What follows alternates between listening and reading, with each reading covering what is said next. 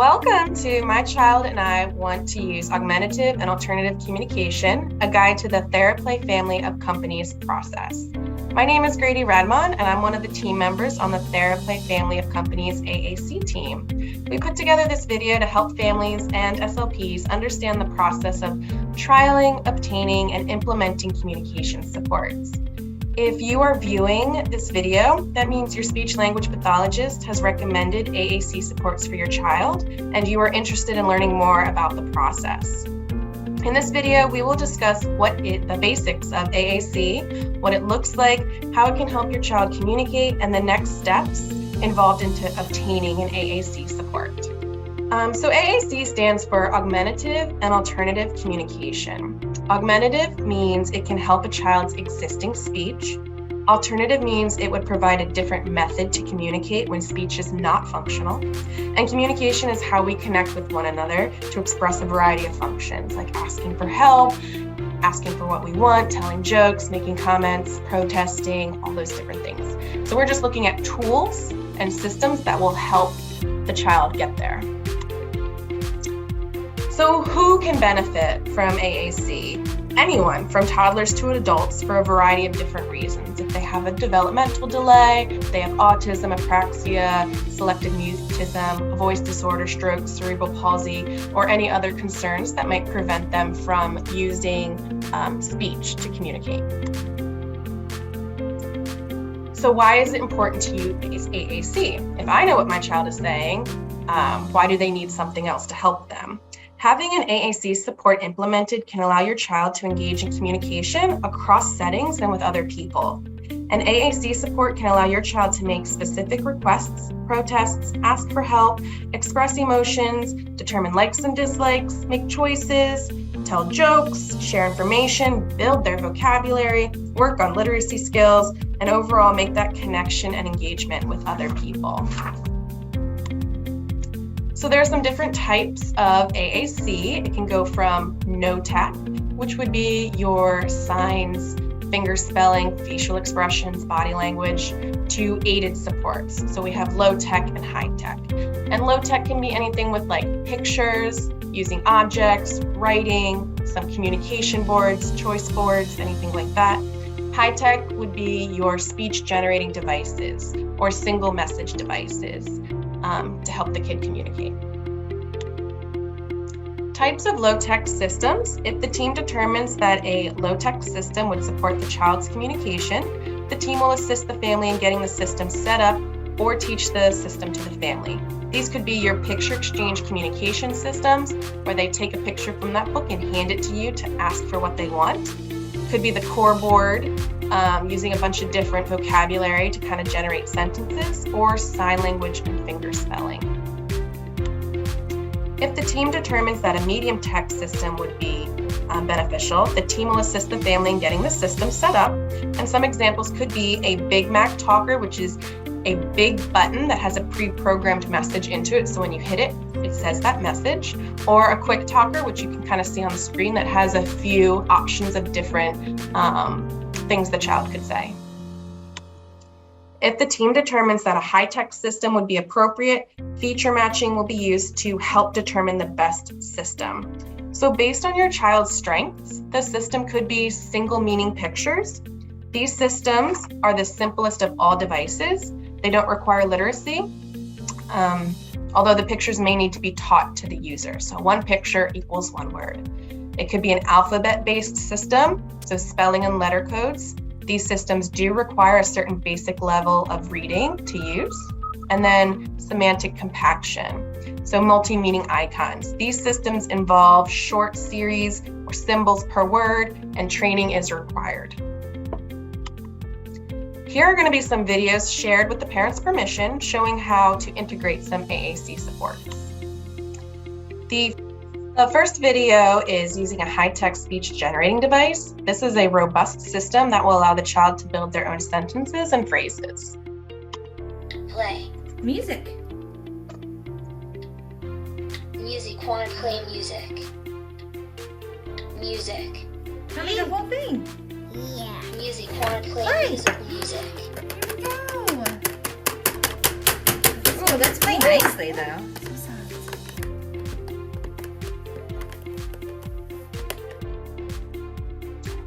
The next video that we're going to show you is a child using low tech supports, and it's helping him learn the different symbols have different meanings. More. Say more. You want to go? You want to make the bubbles go? Say more bubbles. More. More. More. More bubbles. More. More bubbles. Tell me more. More.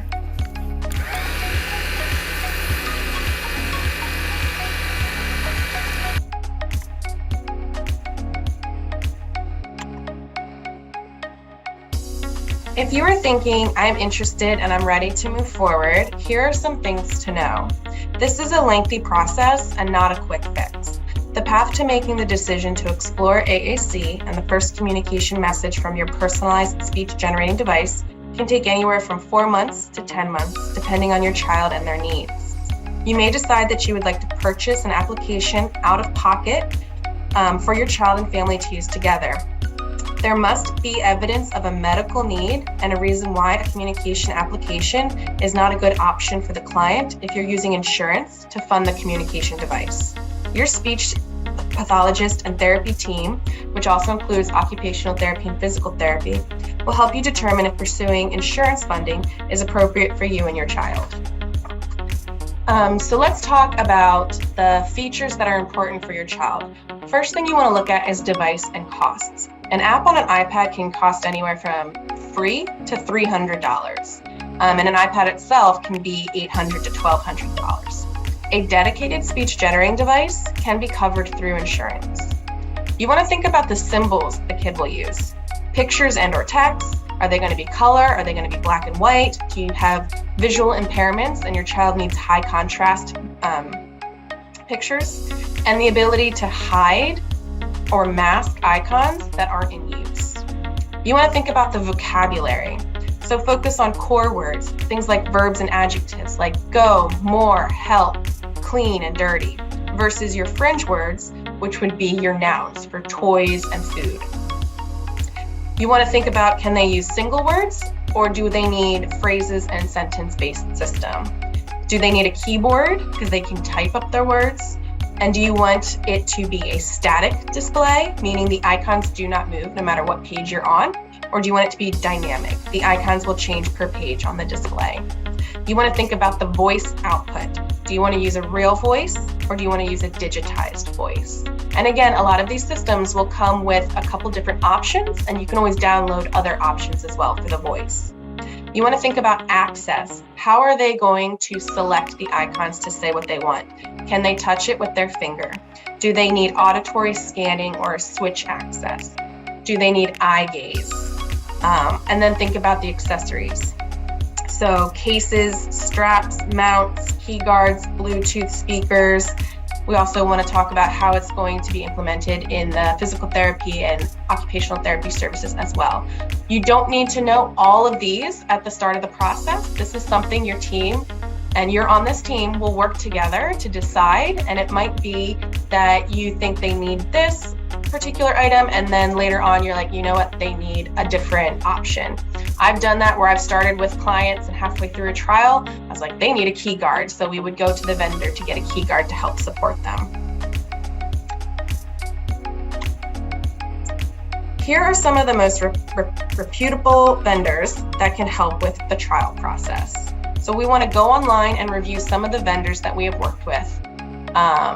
We have worked with AbleNet, PRC, Saltillo, Tobii Dynavox, Logan Tech, and Talk to Me Technologies. What we need you to think about as the parent is which one of these is going to best support my child's language and communication method. You want to think about, will they have a device that's portable and durable for my child? Is the website user-friendly? Do I understand where I can find the different devices and support that I need? Did I get a fast response from the vendor when I asked questions? What does the training look like for the family and the client to learn this new language? Will this grow with your child over the years? Is it visually appealing? Is it durable? Can you see your child using this at school, at home, at church, at karate, daycare, a friend's house, at the restaurant? We need to think about all these things. And again, your team is there to help you navigate through this. So we want to talk to the lead SLP. Once again, this is a long process, so you'll need a good relationship with both your SLP and the vendor that you decide to move forward with. So after identifying one or more vendors that you want to consider, and you figured out the features that are most important to you, your SLP can make a good decision about what devices to trial. The SLP may recommend that you purchase an app for communication based on your responses. They may indicate that your child and your family are great candidates for a dedicated speech generating device. If an app is something you would like to explore, ask for some recommendations. If you're looking for something dedicated, inform your SLP that you would like to work with specific vendors, and they will help make recommendations for a home trial. So the next step is getting a device for the home trial. The companies that offer trials of AAC devices have a process for requesting. It is important to know before you complete the paperwork about how long it will take to get the device shipped. Some SLPs will request additional visits to collect data and information for the assessment that is required for any insurance-funded device. Once you have connected with your SLP and the vendor and everyone is on the same page, you will fill out the paperwork and wait for your device to be shipped to your home. You are going to be responsible for this device. So the family is in charge of making sure it's getting maintained, updated, and implemented across settings. Your speech therapist and team is integral to the process for the evaluation, helping make recommendations, and providing that support and training so that you guys can be successful. The vendor will help with the funding process, getting prescriptions from the doctors as needed, technical support, any extra training, and troubleshooting any problems with the device.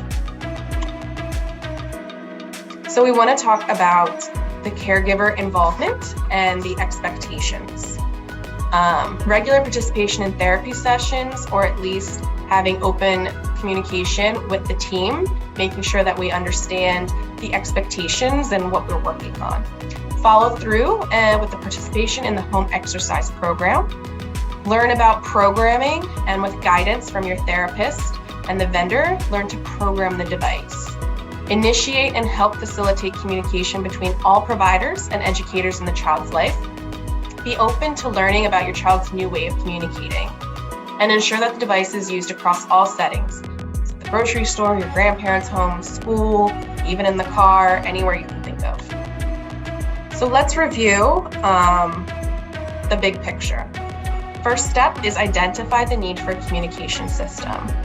The second step is getting the parent to review the process of the AAC companies, so going through that vendor list, signing a commitment letter that you are ready to move forward with this process, and then reviewing the TheraPlay policies and procedures videos. The third step, the team will contact the vendor for a trial, and a new goal will be added to the plan of care that includes the AAC device trial. Step 4, you want to schedule sessions with the vendor for the device setup and other support as needed. Step 5, identify the appropriate device to start with based on team input and key features, and get ready for that trial. Step 6, determine the length of trial, how many sessions, how to schedule. And step 7, collect data and submit to the AAC evaluation for funding if choosing to fund through the insurance route.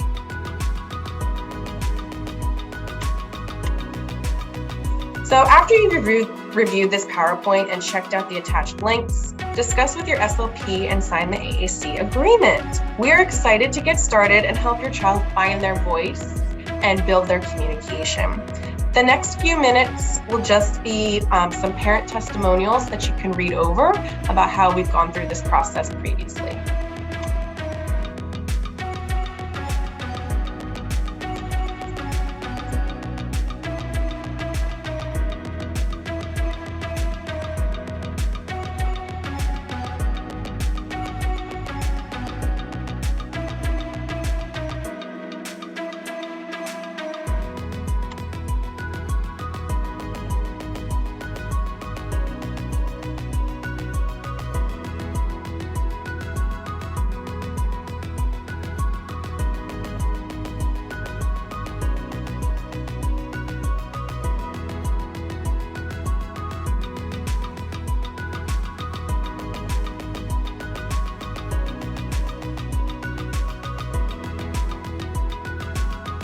I want to thank you so much for taking the time to view this video and learn about the process. I know it might seem overwhelming, but your SLP and the AAC team are here to help support you through this process, because the end goal is to get your child communicating so that they have complete autonomy of what they want to say, how they want to say it, who and where, and all that. So thank you and have a great day.